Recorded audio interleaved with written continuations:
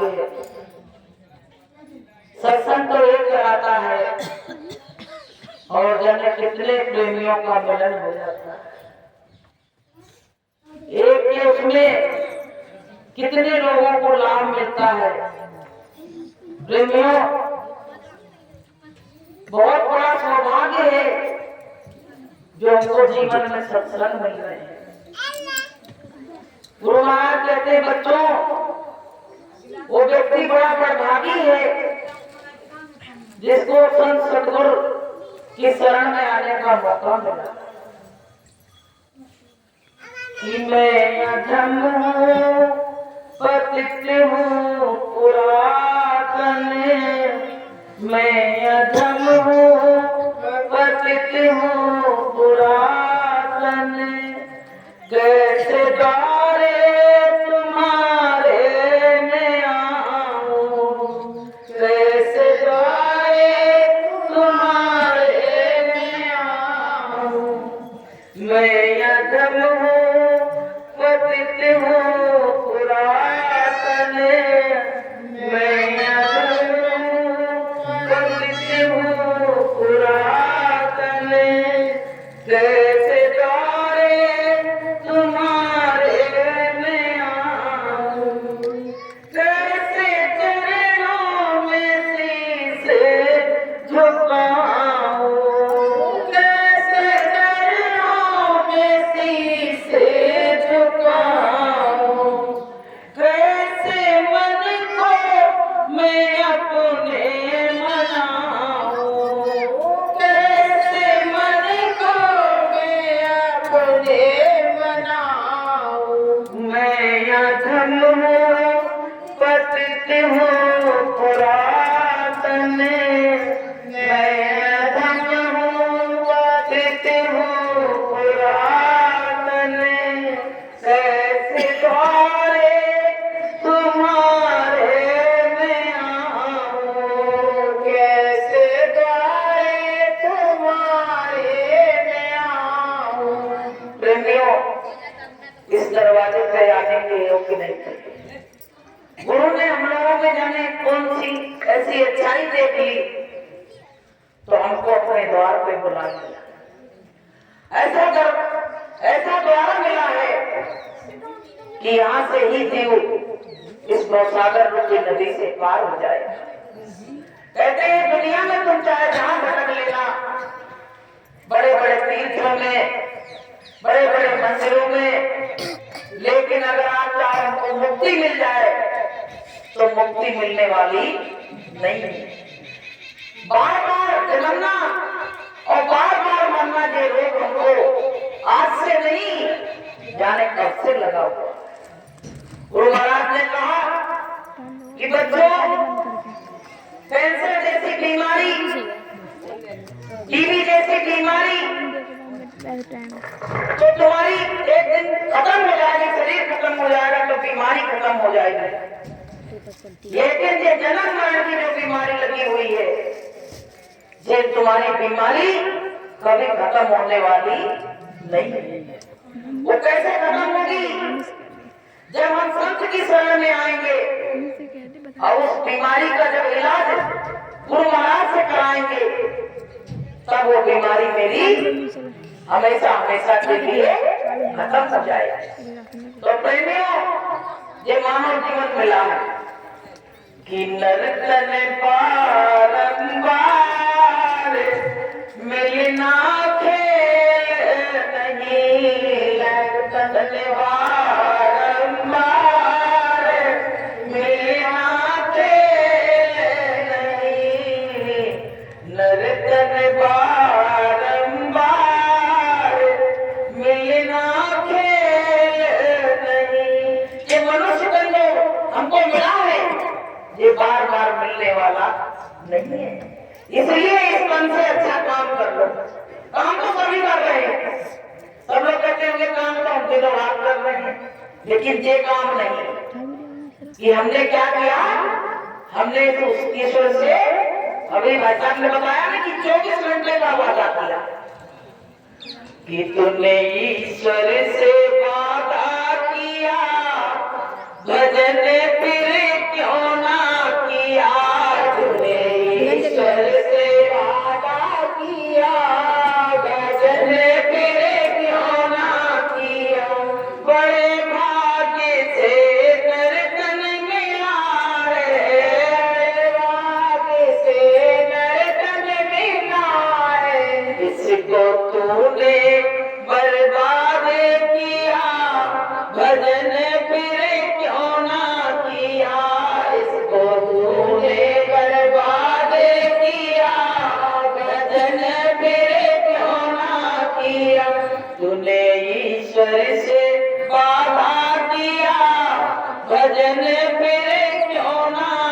किया, तूने ईश्वर से वादा किया, भजन फिर क्यों ना किया। उस परमात्मा से हमने इतना वादा किया, एक दिन नहीं, 2 दिन नहीं, 9 महीने लगातार।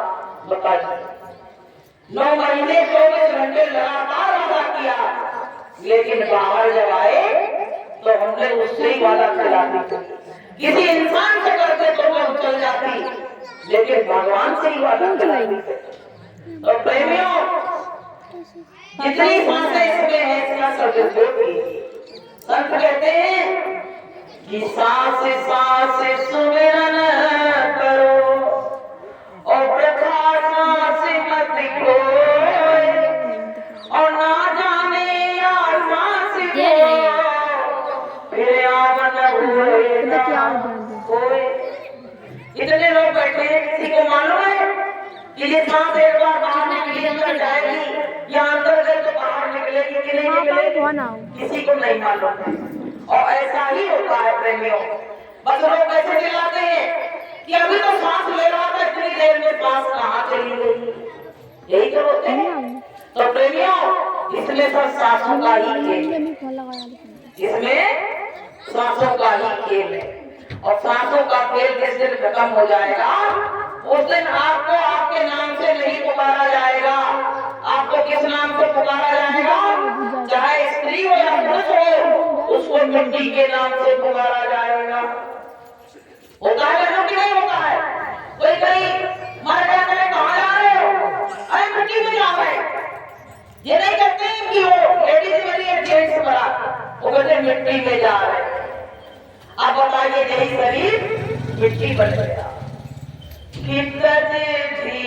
प्राण काया से रोई रे, तज भी प्राण काया से रोई रे, तज भी प्राण।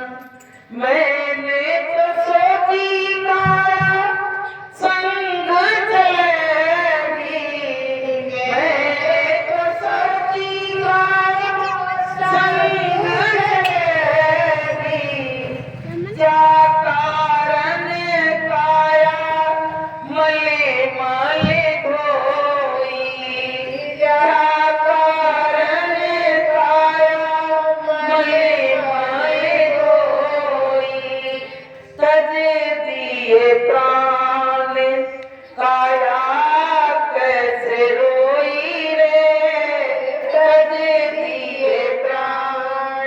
जब इस शरीर से जीवात्मा निकलती है तो जो काया रोने लगती, कहते इतना संग किया, और जब इसमें से जीवात्मा निकलने लगी तो हमको मुड़ के भी नहीं देखा। हमें मालूम था कि काया मेरे संग जाएगी। इतना गुरु महाराज ने बताया कि तुम शरीर में आत्मा हो। आज तक गुरु की बात पे कोई विश्वास नहीं कर पाया। हमने यही कहा कि मैं तो शरीर हूँ, लेकिन हम क्या है? हम आत्मा। आत्मा उसमें से निकल गई और शरीर यही का यही पड़ा रह गया।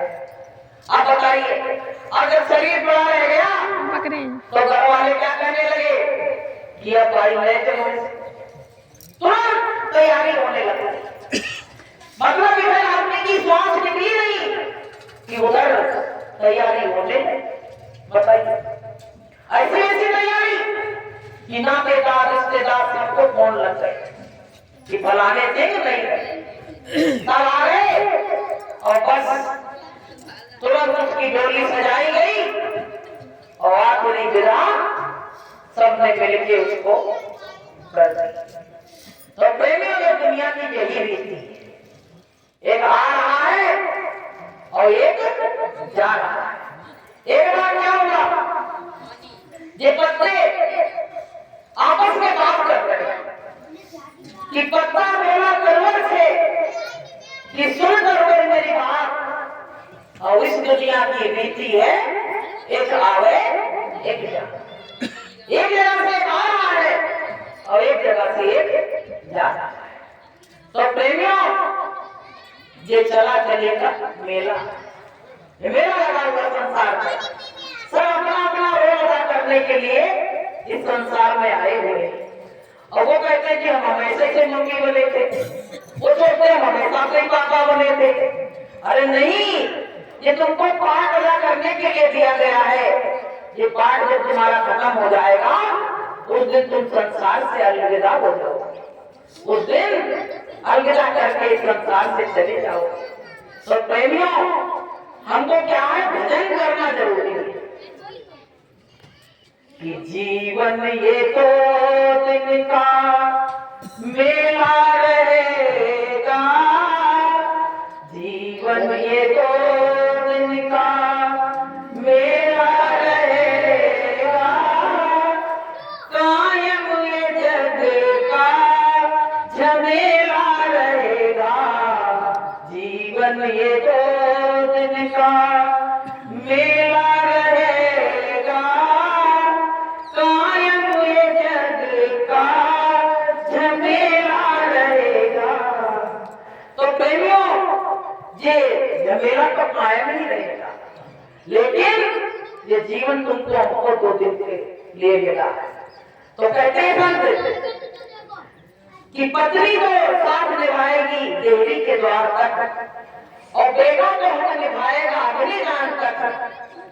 फिर क्या कहा है, इसके तो आगे भजन ही है साथी, इसके तो आगे भजन ही है साथी, भजन के बिना तो अकेला रहेगा, इसके तो आगे भजन ही है साथी, भजन के बिना तो अकेला रहेगा, जीवन ये 2 दिन का मेला रहेगा, कायम ये जग का झमेला रहेगा। ये जग के झमेला कभी खत्म होने वाले नहीं है। असंत कहते इसके आगे भजन साथी है, भजन ही साथ जाएगा। तो अगर हम भजन नहीं करेंगे तो हम अकेले वहां खड़े रहेंगे, और भजन जो रहेगा तो प्रेमियों हमको उससे ताकत बनी रहेगी, हिम्मत बनी रहेगी। तो गुरु महाराज इसलिए तो कहते हैं कि यही भजन तेरे साथ चलेगा और पावेगा आराम, और मन तू भजो गुरु का नाम। तो प्रेमी भाई बहनों, क्या है कि घरों में इतना घमंड, जिस दिन अपना बन जाए उस दिन घमंड करना, जिस दिन आवागमन से छुटकारा मिल जाए उस दिन घमंड करना है। तो आखिर में किराएदार है, चाहे जितने बड़े महल बना ले, अटारी बना ले, लेकिन है किराएदार के किराएदार। एक दिन पता है, इसी मकान से, इसी महल से, जिसको कह गए कि मेरी जवान थक गई, और उसी महल से हमको रात में मरे तो रात में, और दिन में मरे तो दिन में निकाल के हमको फेंक दिया गया। एक दिन हमको निकाल के इसमें से फेंक दिया गया। तो प्रेमियों, मानव जीवन जो मिला इसकी कदर करो। हमको परमात्मा की भक्ति कैसे बढ़ाना है, हम परमात्मा के नजदीक कैसे आए, ये अपने मन में विचार करो। प्रेमियों, जैसे कोई चूल्हे में आग जलती है, तो अगर उसमें कम जलती है तो लोग क्या कहते हैं कि अब ये भोजन बन नहीं पाएगा। यही तो कहते हैं कि अच्छी तरह से आग जलाओ तभी भोजन बन पाएगा।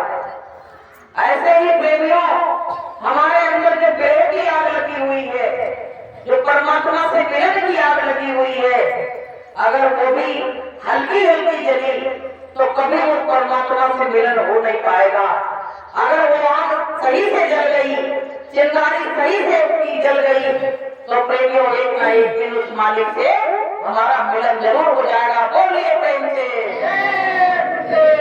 तो प्रेमियों, जैसे वो खाना नहीं पक सकता है अच्छी आग में जले बिना, ऐसे हमारे अंदर जब तक ढंग से गले की आग नहीं लगेगी, अच्छी तरह से हम सत्संग नहीं सुनेंगे, साधना नहीं करेंगे, तब तक हमको दूसरा हुआ प्रीतम मिल नहीं सकता है। तो प्रेमी भाई बहनों, अब ये सत्संग क्या है, आग लगाने तो आए हैं लोग। यहाँ क्या हो रहा है, ये आग लगाने आए हैं कि कुछ लोग सो गए हैं तो चलो आग लगाए आए। चलते भाई, आग मकान में लगाने नहीं आए हैं,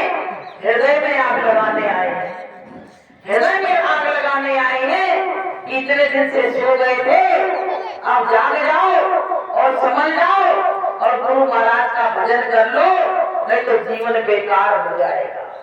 कि चली जा रही है उम्र धीरे धीरे, चली जा रही है उम्र धीरे धीरे, बचपन भी बीता जवानी भी बीती, बचपन भी बीता जवानी भी बीती, बुढ़ापे का होगा असर धीरे धीरे, बुढ़ापे का होगा असर धीरे धीरे, चली जा रही है भैया उम्र धीरे धीरे, चली जा रही है भैया उम्र धीरे धीरे। तो भैया सबकी उम्र धीरे धीरे खिसक रही है। एक एक दिन जो जिंदगी का निकल रहा है, सुबह होती है शाम होती है और जिंदगी यूं ही तमाम होती है। अभी हम इधर आए, उधर से खबर आ गई कि वो चाचा खत्म हो गए। अब बताओ क्या करें, आए तो अच्छे काम के लिए थे, अब जो खत्म हो गए तो फिर खत्म हो जाने जब क्या किया जाए। तो प्रेमियों, ये ऐसा संसार है, इसमें आवागमन का मेला लगा हुआ है। आज वो गए हैं तो कल हमको भी तो यहाँ जाना, कल हमको भी ये जगह खाली करके और यहाँ से जाना है। तो प्रेमियों, जाने के लिए तैयारी करनी पड़ती कि नहीं करनी पड़ती? जैसे आपको कि हमको वहाँ मथुरा जाना है तो आप रिजर्वेशन कराओगे, टिकट ले लोगे तभी तो जा पाओगे। ऐसे हमको वहां जाना सतलोक, तो सतलोक का टिकट कहाँ मिलता है? तो लेना पड़ेगा, कैसे पहुंच जाओगे ये बताओ पहले। तो प्रेमियों, हमको गुरु महाराज से इसका टिकट लेना है, और जिसका रिजर्वेशन हो जाता है वो पता क्या कहता है, दूसरे से पूछता कि बताओ तुमने रिजर्वेशन करा लिया? वो कहता वहीं पे बैठ जाएंगे। अब तुम ऐसे बैठोगे तो वो पीटी आएगा तो तुमको मार के भगाएगा कि नहीं भगाएगा, कि बैठा ले जाएगा तुमको। और जिसके पास टिकट होगा, एसी का टिकट है, वो तो बढ़िया आराम से सफर का पता ही नहीं पड़ा। ऐसे प्रेमियों, जिन्होंने गुरु महाराज से टिकट ले लिया है नामदान का, वो तो बढ़िया बैठ के नाम रूपी जहाज में जाएंगे। और जिनके पास टिकट नहीं है वो काल आएगा और अपनी गाड़ी में खींच के ले जाएगा। आपसे कहते रहे टिकट कटा लो, टिकट कटा लो, तो आपने टिकट कटाया नहीं। आपने कहा कि अभी तो हम छोटे हैं, अभी तो मेरी जवानी अवस्था है। फिर कहने लगे अब तो बुढ़ापा आ गया, अब तो चले नहीं पाते।